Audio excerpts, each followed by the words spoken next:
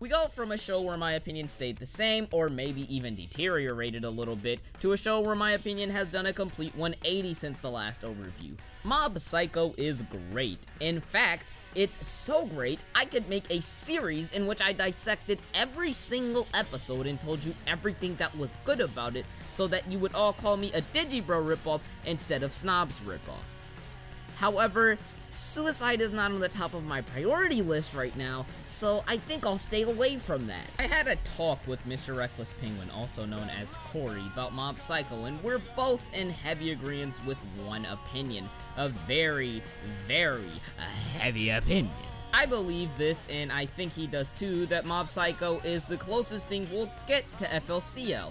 You know, other than FLCL Season 2 and Season 3. So yeah, this is the closest thing! Mob Psycho's goofy yet sometimes grim and serious approach is matched by no other shows I have seen this season, and maybe all year. It's able to switch between tones extremely fast and not feel abrupt, but extremely natural instead. I think the reason for this, however, is because of how little the comedy in the show is emphasized and how natural it also feels.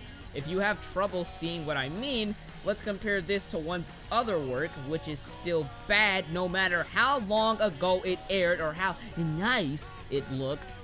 One Punch Man. There are plenty of scenes in One Punch Man where jokes seem extremely forced. One example was the grocery store joke from episode 2.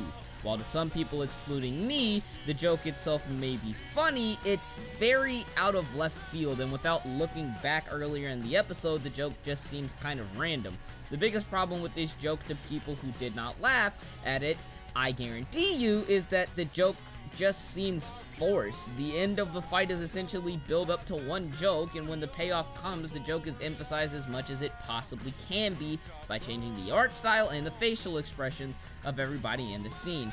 Another example is how that one gay guy in one of those episodes of One Punch Man just kind of jumps out of the jail suit.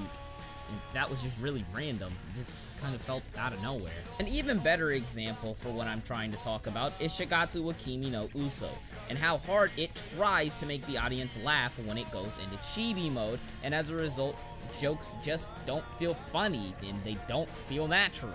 Mob Psycho is just funny. It doesn't need to draw your attention to the joke.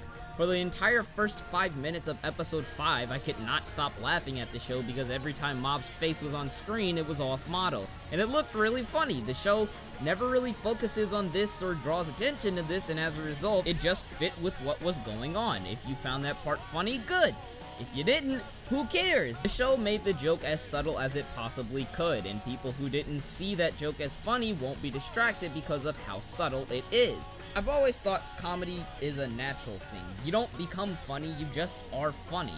And Mob Psycho is just funny. Mob Psycho is also more layered than most people would think as well. There are, as Corey said, plenty of foils in the story, which is great because characters are able to be characterized and given more depth more efficiently so that the show doesn't have to speed up its pacing. Episode 5 shows this very clearly, as we are able to see what was at first glance a simple narcissist like Teruki actually a really flawed character and not just a one-dimensional bad guy. It's also through this conflict that Mob becomes more interesting. We get small hints towards the darker than expected backstory of Mob and his real motivations behind not using his powers. He's not just a good guy because the story wants him to be, and that's just kind of cool. He's made his mistakes and is the way he is now, trying to change his future because he's scared of those mistakes and himself.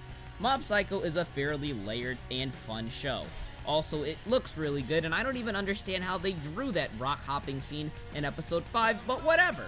Mob Psycho 100 is a fucking ball!